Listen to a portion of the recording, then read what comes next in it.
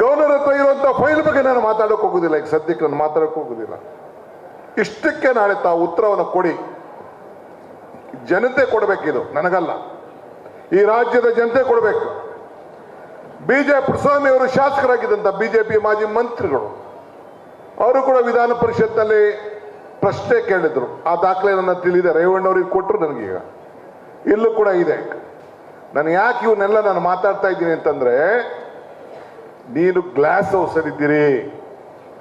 ಬಿಜೆಪಿಯವರು ಎಲ್ಲ ಬ್ರಹ್ಮಾಂಡ ಭ್ರಷ್ಟಾಚಾರಕ್ಕೆ ಪಿತಾಮಹ ಬಿಜೆಪಿಯವರೇ ಹೊರತು ಈ ಕಾಂಗ್ರೆಸ್ ಪಾರ್ಟಿ ಅಲ್ಲ ಅನ್ನೋ ಮಾತನ್ನ ಈ ಸಂದರ್ಭದಲ್ಲಿ ಹೇಳಲಿಕ್ಕೆ ನಾನು ಬಯಸ್ತಾ ಇದ್ದೇನೆ. ಇವತ್ತು PSI ಸ್ಕ್ಯಾಮ್ ಬೋರ್ಡ್ ಇದೆ ಇಲ್ಲಿ, ಬೋರ್ಡ್ ಯಾಕೆ PSI ಈಗ ಹೋಮ್ ಮಿನಿಸ್ಟರ್ ಯಾರಿದ್ರು, ಚೀಫ್ ಮಿನಿಸ್ಟರ್ ಯಾರಿದ್ರು, ನಡೆದಿದ್ದು ನಿಜ ತಾನೆ, ಕ್ಯಾನ್ಸಲ್ ಆಗಿದ್ದು ನಿಜ ತಾನೆ.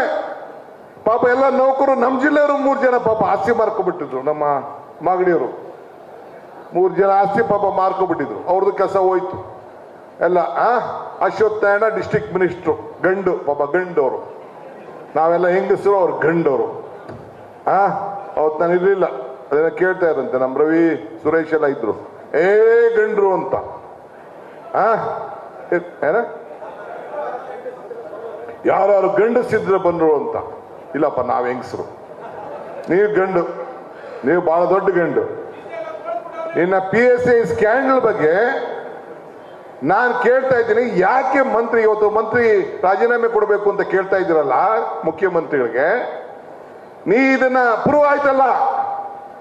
ಎಲ್ಲ ಉದ್ಯೋಗ ಯುವಕರ ಬಗ್ಗೆ, ಈ ರಾಜ್ಯದ ಯುವಕರ ಬಗ್ಗೆ ಅನ್ಯಾಯ ಆಯ್ತು. ಕೋರ್ಟ್ ಗಟ್ಟಲೆ ಇವತ್ತು ಎಲ್ಲ ಅಧಿಕಾರಿಗಳೆಲ್ಲ ಜೈಲಲ್ಲಿ ಇದ್ರಲ್ಲ, ನೀ ಯಾಕೆ ರಾಜೀನಾಮೆ ಕೊಡ್ಲಿಲ್ಲಪ್ಪ? ನಿನ್ ಮೇಲೆ ಯಾಕೆ ಇನ್ನ ತನಿಖೆ ಬೇರೆ ನಡೀತಾ ಇದೆ. ಯಾಕೆ ಹೋಮ್ ಮಿನಿಸ್ಟರ್ ರಾಜೀನಾಮೆ ಕೊಡ್ಲಿಲ್ಲ? ಬೊಮ್ಮ ಯಾಕೆ ರಾಜೀನಾಮೆ ಕೊಡ್ಲಿಲ್ಲ? ಏನು ಮುಖ್ಯಮಂತ್ರಿಗಳು ಯಡಿಯೂರಪ್ಪನವರು ಎಷ್ಟು 27-28 ಇದೆ ನಮ್ಮ ಹತ್ರ.